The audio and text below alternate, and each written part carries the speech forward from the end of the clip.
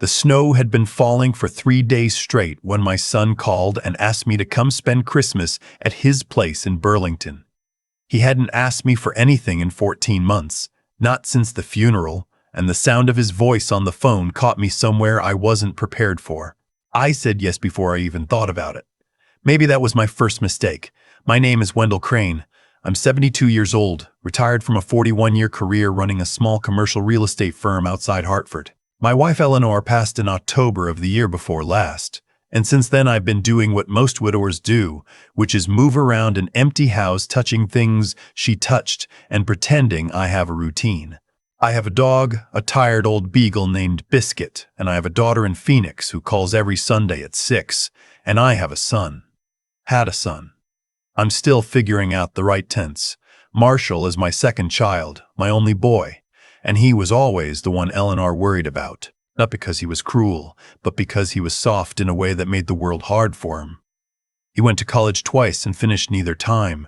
He started 3 businesses and none of them stuck. And then, 6 years ago, he met Camille at a wedding in Portsmouth, and within 10 months they were married and living in a house that, by my arithmetic, neither of them could afford.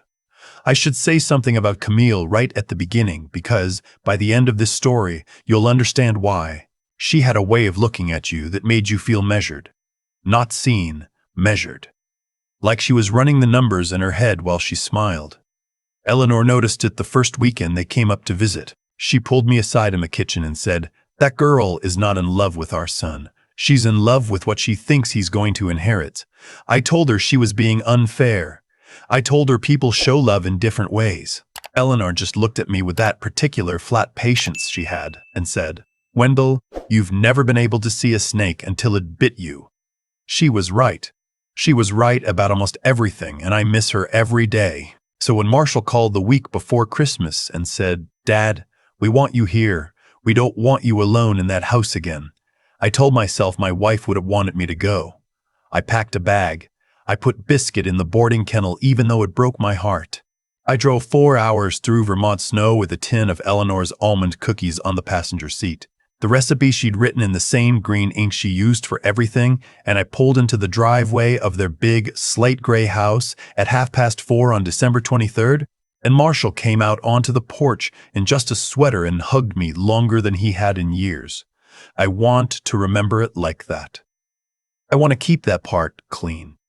Camille made dinner that first night, some kind of pork loin with figs and the salad with pomegranate seeds, and she kept refilling my glass with a red wine she said her sister had sent her from California. I don't drink much anymore.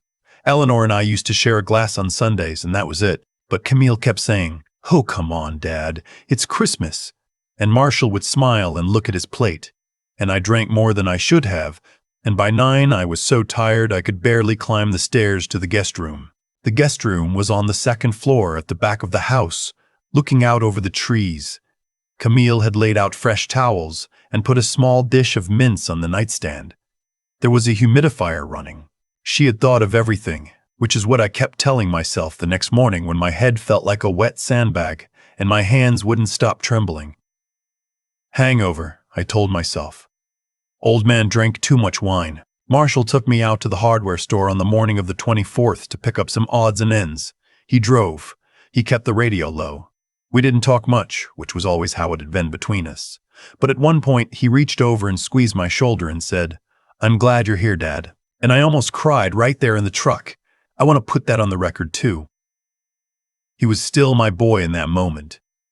Whatever came later, I'm not going to pretend that moment didn't happen. That afternoon, Camille made me tea. She brought it to me in the den where I was sitting with a book I wasn't really reading. "Chamomile," she said, "with honey from a place up in Stowe." She watched me drink it. I remember thinking that was a little odd, the watching. But I told myself I was being a sour old man, looking for things. By that evening, the trembling had come back. My stomach felt strange, sour, twisted. I went to bed early again. Camille brought me water in the tall glass with lemon slices in it. "Stay hydrated, Dad," she said. I didn't drink it. I don't know why. Some part of me, some old animal part that doesn't speak in sentences, just didn't want to drink it. I poured most of it into the potted fern by the window and got into bed. That night I dreamed of Eleanor. She was standing in the kitchen of our old house in West Hartford, the one we sold in 2019, and she was wearing the blue cardigan she wore to garden in. She didn't say anything. She just looked at me and pointed at the floor. I woke up at 4 in the morning with my heart going like a jackrabbit, and I couldn't get back to sleep. So I went downstairs. The house was cold. The thermostat was set low, 62, which I noticed because I'm always cold these days, and I'd been cold the whole visit. The kitchen had a little nightlight plugged in by the coffee maker. Just enough to see by. I was going to make myself some toast and sit by the window until daylight. That was the plan. I opened the cabinet next to the fridge looking for bread. Instead, I found a brown paper bag from a pharmacy, folded over and stapled shut. The receipt was attached to the front. I'm a nosy old man and always have been. Ask Eleanor, she'd tell you. I looked at the receipt. It was for ethylene glycol antifreeze, the kind without the bittering agent. 6 bottles, paid in cash. Dated December 19th, 4 days before I arrived. I stood there in the kitchen in my pajamas holding that receipt, and I felt something cold move through my chest that had nothing to do with the thermostat. Antifreeze tastes sweet. I knew that because I'd lost a dog to it back in 1987, my brother's collie who'd licked some off the garage floor. The vet had told me then how it worked. Sweet on the tongue, slow in the body, mistaken for everything else. I put the bag back exactly the way I'd found it. Then I opened the cabinet under the sink. There, behind the dish soap and the trash bags, were 2 of the bottles. Open. Half empty. I want to tell you that I was thinking clearly at that moment, but I wasn't. I was running a mile a minute, and I was also frozen. Part of me was already making excuses for them. Maybe Marshall used it on the car. Maybe there was a leak in the radiator. Maybe. The other part of me was hearing Eleanor's voice from that long-ago kitchen conversation. Wendell, you've never been able to see a snake until it bit you. I don't know how long I stood there. Long enough for my feet to go numb on the cold tile floor. Then I did the thing I should have done the day before, the thing every commenter on every story like this one will tell you to do. And I want to say to anyone reading this, listening to this, anyone who finds themselves in my pajamas at 4 in the morning in a house that isn't right, you don't wait. You don't tell yourself you're imagining things. You don't make tea and lie back down. You go. I went upstairs as quietly as I could. I dressed in the dark. I put my wallet and my phone and my car keys in my coat pocket. I left my bag, my shaving kit, Eleanor's almond cookies still sitting on the dresser. I walked down those stairs, avoiding the 3rd one from the top because it creaked, and I let myself out the front door, and I drove to the emergency room at the University of Vermont Medical Center with my hands shaking on the wheel the whole way. It was still dark when I got there. The triage nurse, a woman named Patricia with a kind, tired face, looked at me when I told her what I thought had happened, and she didn't ask me twice. They had me in a bed in 20 minutes. They drew blood. They started fluids. They called a toxicologist on the phone right there in front of me and read off numbers I didn't understand. Ethylene glycol. Confirmed. Levels consistent with sublethal repeated exposure over approximately 72 hours. The doctor was a young man named Dr. Ahmadi with very serious eyes. He sat down on a rolling stool next to my bed, and he said, "Sir, I need to ask you some questions, and I need you to be honest with me, because what I'm seeing in your blood work did not happen by accident." I told him everything: the wine, the tea, the water by the bed I hadn't drunk, the bag in the cabinet. By the time I finished, there was a state trooper standing in the doorway. His name was Sergeant Whitfield. He had a notebook out, and he was already writing. I want to skip ahead a little here because the next 48 hours are mostly a blur of needles and questions, and one terrible phone call to my daughter Rosalind in Phoenix, where I had to tell her that her brother had tried to kill me. She didn't believe me at first. Then she did, and she cried so hard I had to hand the phone to a nurse. She was on a flight by that afternoon. Here's what came out in the investigation. And I'm telling you because I know from those comments on the videos my granddaughter has shown me, the ones where this kind of thing gets talked about. I know people want the specifics. They want the numbers. They want to know that it adds up. So here are the numbers. Marshall and Camille were in debt to the tune of $847,000. Most of it was hers from before the marriage, but he had signed onto it. There was a second mortgage on the house I had stayed in. There was a lease on a Range Rover I'd noticed in the driveway and not thought twice about. There were 2 credit cards and collections. There was a personal loan from a man in New Jersey who the FBI later told the court was not the kind of man you take a personal loan from. 6 weeks before my visit, Camille had taken out a life insurance policy on me. $2.5 million with Marshall as the sole beneficiary. The application had been forged. My signature was on it, but it wasn't mine. Close, but not mine. Eleanor used to tell me my signature looked like a seismograph during an earthquake, and she was right. And whoever signed that policy hadn't gotten the tremor right. There was also a will, a new will, dated 3 weeks before my visit, in which I had supposedly left the entirety of my estate, including the proceeds of Eleanor's life insurance and the sale of our Connecticut house, to Marshall, with specific exclusionary language about my daughter. I had never seen this document. I had never signed it. The notary stamp was real, which meant somebody had paid somebody else to lie. And then there was Camille's history. This is the part I almost couldn't believe when Sergeant Whitfield told me. Her first husband, a man named Theodore Brewer, had died in 2017 in what was ruled an accidental fall down the basement stairs of their home in Maryland. He was 34 years old. He had a life insurance policy worth $400,000 with Camille as the beneficiary. The case had been closed within a week. After my situation came to light, the Maryland State Police reopened it. They are still working on it as I write this. I don't know what they'll find, but I know what I think. The arrest happened on December 27th. I was still in the hospital for observation. My daughter was sitting next to my bed reading a magazine. Sergeant Whitfield came by to tell me in person. They had picked up Camille first at a coffee shop in town. She had laughed when they put the cuffs on her, the troopers said. Just laughed, like it was a joke. They picked up Marshall an hour later at the house. He had been drinking. He had cried. He had asked. The trooper told me very gently whether his father was dead. That word cracked something in me that has not yet healed. The trial took most of the following year. I won't drag you through all of it.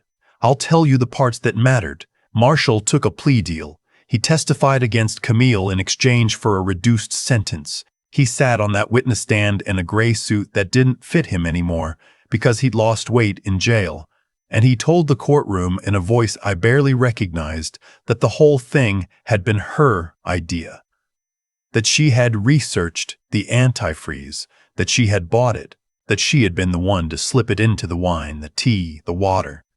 He said he had wanted to call it off the second night when he saw me looking pale at the dinner table. He said he was a coward. He said he loved his father. I sat in the second row, and I did not look at him while he said any of it. My daughter held my hand so tight I thought she might break my fingers. Camille did not take the stand.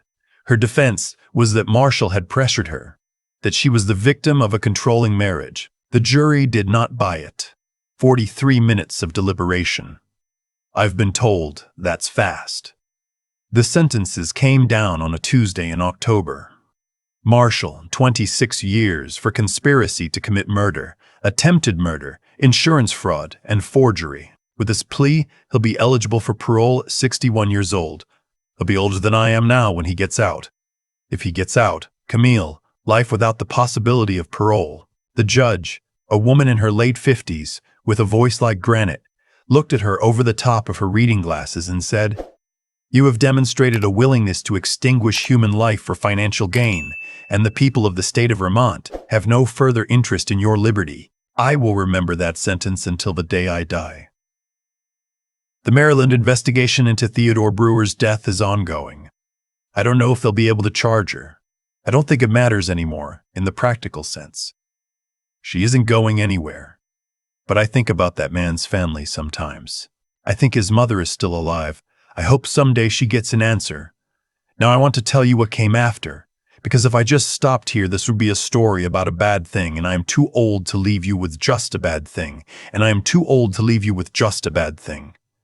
I went home to Connecticut. I picked up Biscuit from the kennel, and he licked my face for a full minute and a half. I sat in my kitchen and I made myself a sandwich with the bread Eleanor used to bake, the recipe I'd finally taught myself, and I ate it standing at the counter, looking out at the same yard I'd looked at for 38 years. And then I made some changes. I called my attorney, a man named Russell Pomeroy, who had been Eleanor's and my lawyer since 1986, and I had him draw up a new will. The real one this time. My daughter Rosalind gets the house and the bulk of the estate. My granddaughter, her girl Penelope, gets a trust that pays out for college and for any reasonable educational pursuit she chooses for the rest of her life. And then I took a number that would have made younger me dizzy, a substantial number, and I set up a fund. It's called the Eleanor Crane Foundation for the Protection of Older Adults. It provides legal assistance, emergency relocation, and forensic financial review for people over 65 who suspect they are being abused or exploited by family members.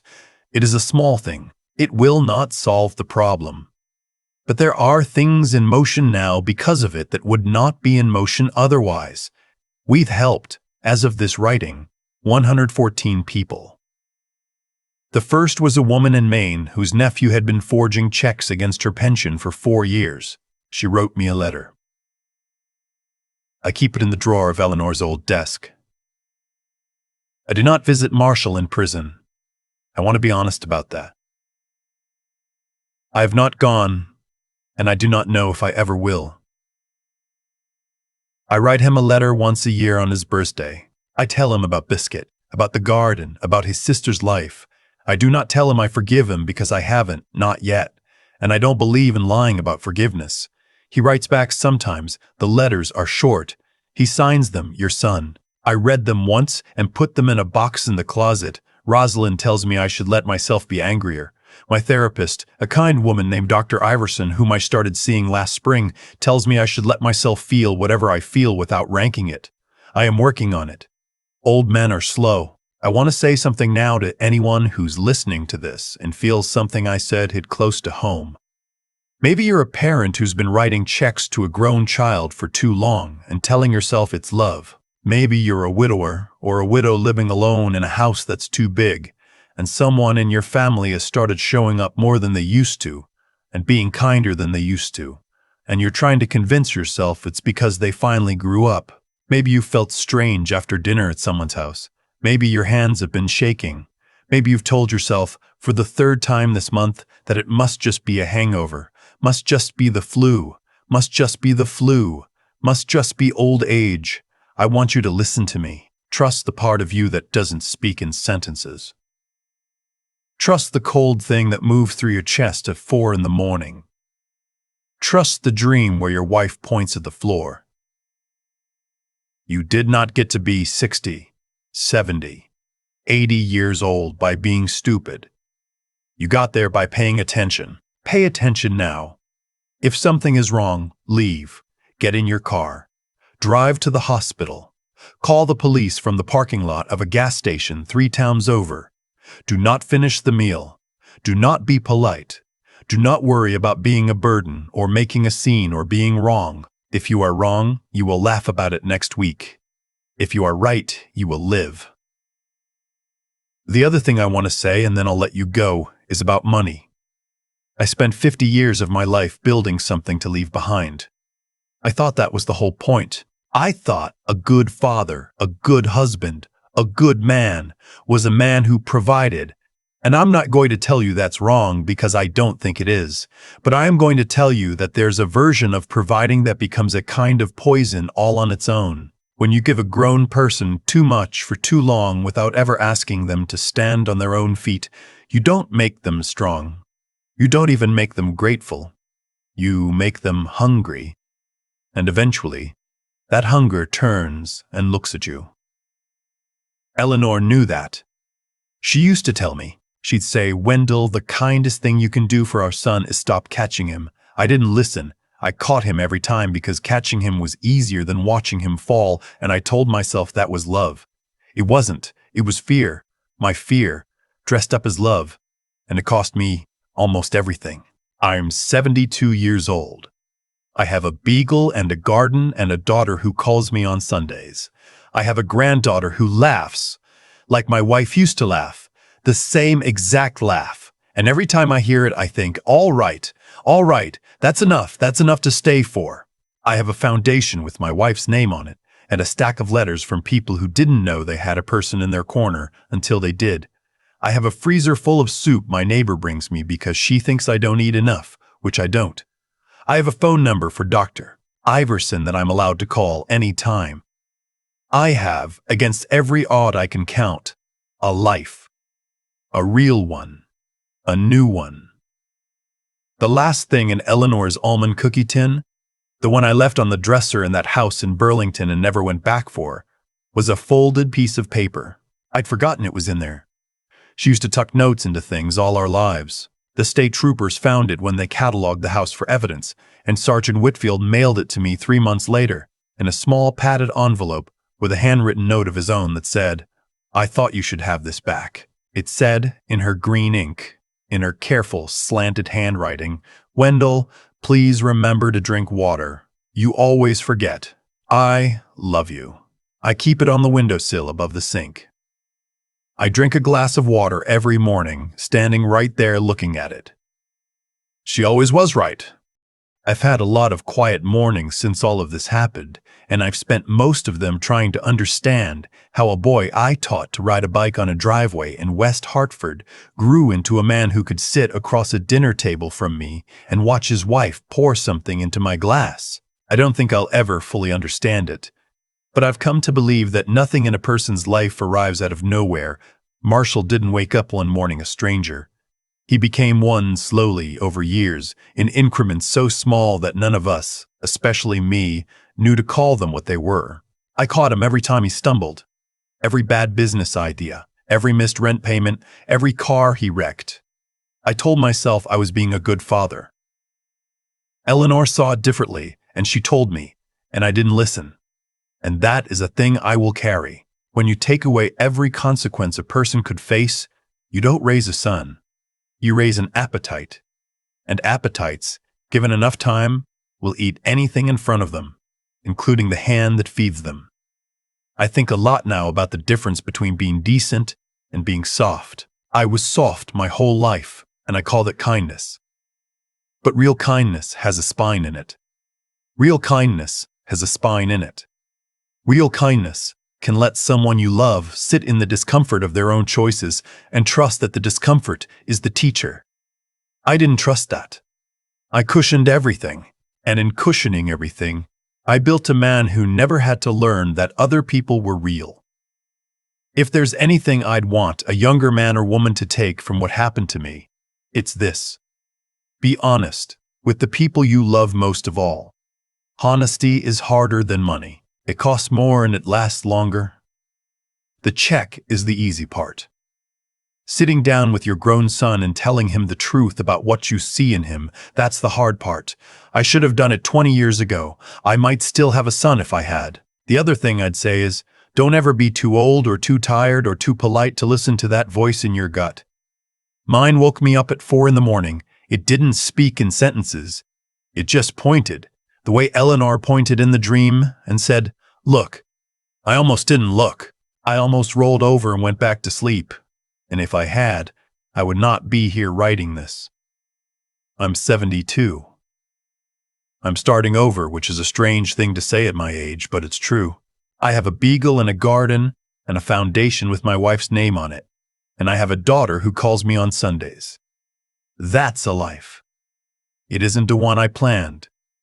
But I built it on purpose, with my eyes open this time, and that I've come to believe is the only kind worth having.